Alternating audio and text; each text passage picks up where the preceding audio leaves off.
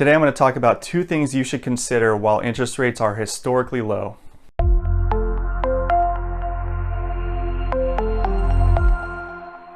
As you may have heard, rates have never been lower. They're around the 3% mark for a 30-year fixed, sometimes even lower, sometimes higher, just depends on the terms of your loan.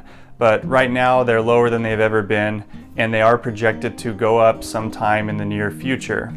Money has never been cheaper to borrow for a home loan, so here are two things you should consider while the rates are still low. Number one is you may want to look into refinancing your current mortgage.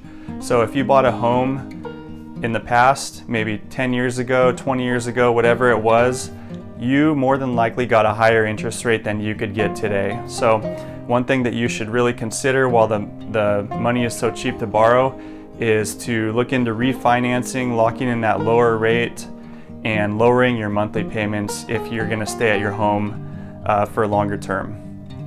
Number two, you should also look into if you've been considering moving or you're thinking about moving in the next few years, you should highly consider doing it now while the rates are low and the market's great for sellers. So you put your home on the market, it's a good time to get top dollar for it and get multiple offers.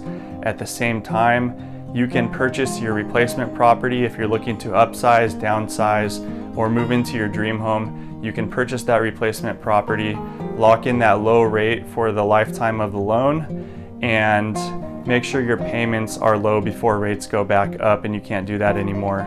So if you're thinking of moving, might be a good time to look into it. If you're set where you're at, maybe look into refinancing. If you just bought in the past year and you plan to stay at the property long term, then these probably won't apply to you. But if that's not the case, then you may want to look into these other two options. If you have any questions for me, feel free to reach out. Thank you for listening.